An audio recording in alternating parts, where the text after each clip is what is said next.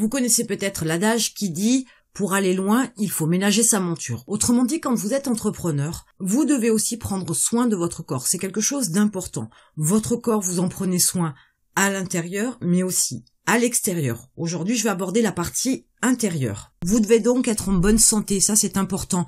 Vous devez avoir du tonus, vous devez avoir de la vitalité, vous ne devez pas être malade, ne pas être sensible aux moindres microbes qui passent, apporter à votre corps ce dont il a besoin pour fonctionner de manière optimum, et ça passe par des habitudes qu'il faut prendre et qu'il vous faut mettre en place très rapidement, parce que une fois de plus, vous ne savez pas combien de temps vous avez à vivre, donc tant qu'à faire, autant que vous soyez en bonne santé, vous soyez performant pour pouvoir profiter pleinement de votre activité d'entrepreneur et pour pouvoir vous développer comme vous le souhaitez et atteindre vos objectifs. Tout d'abord, il vous faut reprendre le contrôle de votre alimentation.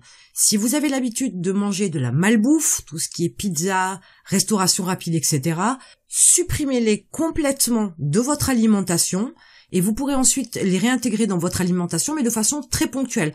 Vous verrez que vous aurez davantage de plaisir à manger ce genre de nourriture-là par la suite, plutôt qu'aujourd'hui. Aujourd'hui, ça ne vous apporte que du gras, que du sucre, que du sel, que des choses malsaines parce qu'elles sont en trop grande quantité. Et si en plus vous avez l'habitude d'en manger fréquemment, ce n'est absolument pas bon pour votre santé. Donc vous devez absolument prendre le contrôle de votre alimentation et manger sainement et équilibré. Ça passe déjà par avoir une alimentation où vous allez supprimer la junk food, vous allez aussi supprimer les grignotages, vous allez aussi supprimer les aliments qui comportent un aliment excessif qui est nocif pour votre santé, par exemple trop de sel comme la charcuterie ou trop de sucre comme les bonbons ou les biscuits. Alors après vous allez quand même trouver sur le marché des aliments qui sont plus modérés en termes de sucre ou de sel ou même de gras d'ailleurs, et vous allez faire de façon à manger un maximum de fruits, de légumes, de poissons, de crustacés, de coquillages, de viande blanche plus que de la viande rouge, et faire de façon à ce que vous ayez une alimentation qui vous permette d'apporter tous les nutriments,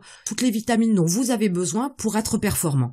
Quand on est entrepreneur, on est extrêmement sollicité, et plutôt psychologiquement, mentalement, plutôt que physiquement, mais pour autant vous ne pouvez pas avoir un corps qui est malade, ça va vous ralentir.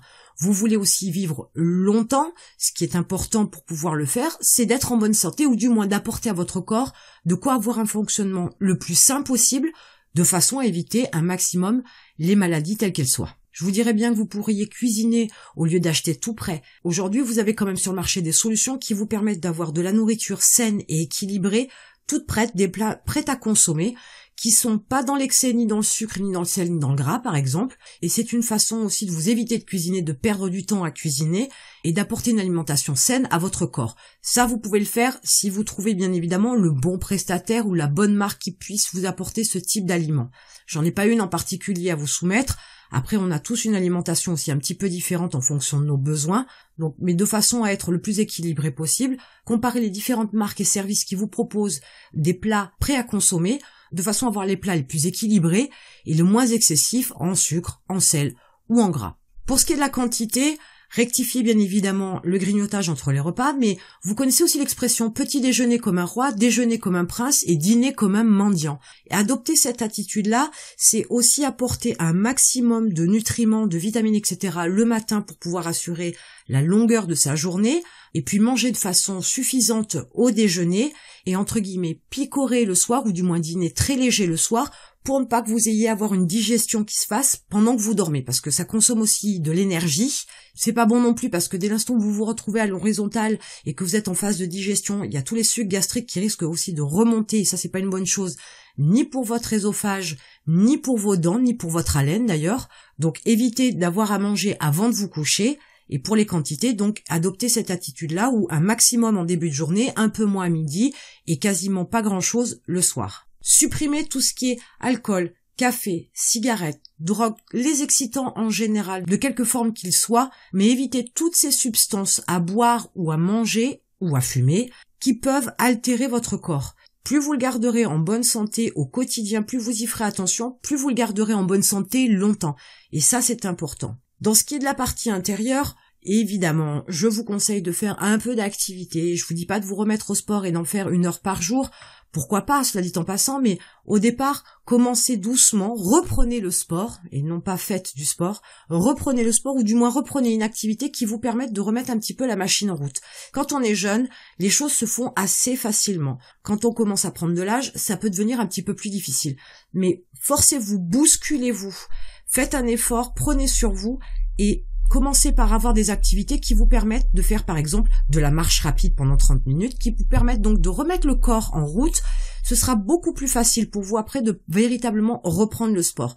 Mais c'est nécessaire. C'est nécessaire pour votre cœur, c'est nécessaire pour la circulation de votre sang, c'est nécessaire pour éliminer certaines toxines, certaines graisses.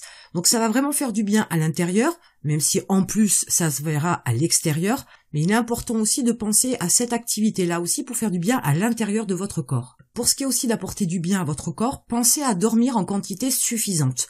Soit vous êtes capable effectivement d'avoir un rythme de sommeil qui va avoisiner entre 7 et 8 heures, une nuit qui va être reposante pour vous et qui va vous permettre de vous régénérer, soit c'est peut-être un peu moins, soit c'est peut-être un peu plus, et trouver le juste milieu de façon à pouvoir éventuellement équilibrer en journée avec une sieste ou une sieste flash. J'ai fait une vidéo qui vous explique comment faire une micro-sieste, donc ça peut être un complément à votre nuit de sommeil, mais dormez en quantité suffisante. Si vous êtes fatigué, vous ne pouvez pas réfléchir correctement. Vous aurez beaucoup de mal à gérer le stress, vous aurez beaucoup de mal à encaisser les mauvaises nouvelles, vous aurez beaucoup de mal à gérer votre activité, votre entreprise, vos différents prestataires ou vos salariés, parce que l'énergie qui va vous être demandée, vous ne l'aurez pas, étant donné que vous n'avez pas régénéré votre énergie en dormant en quantité suffisante.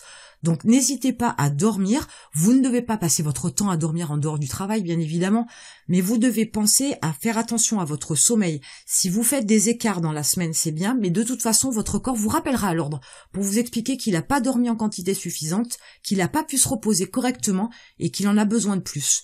Donc essayez d'avoir un sommeil équilibré dans la semaine, c'est une bonne chose pour pouvoir apporter un bien-être intérieur à votre corps et un bon équilibre, mais aussi lui apporter de l'attention pour en prendre soin. Vous devez aussi faire attention à tous les médicaments que vous pouvez prendre. Si vous prenez un médicament à chaque fois que vous avez une douleur, à chaque fois que vous avez un petit peu le nez qui coule, à chaque fois que vous éternuez, à chaque fois que vous toussez, vous lui donnez aussi à votre corps des sirops, des médicaments, des suppositoires, des poudres, des crèmes, etc.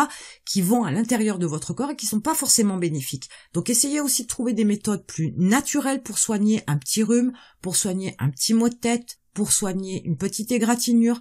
Recherchez et utilisez des éléments plus naturels qui vous permettent de ne pas apporter d'éléments trop chimiques à votre corps, parce que en faisant ça tout au long de votre vie, donc vous apportez des parties bien spécifiques et surtout chimiques à votre corps qui ne font pas partie de votre corps, qui ont une certaine efficacité et qui sont digérées, mais pour autant ça laisse des traces à l'intérieur de la mémoire de vos cellules en termes de faculté pour reconnaître un problème ou pour soigner quelque chose sur votre corps. Il est donc préférable d'utiliser des méthodes beaucoup plus naturelles pour vous soigner, quel que soit le bobo, quelle que soit la douleur, quelle que soit la maladie que vous avez.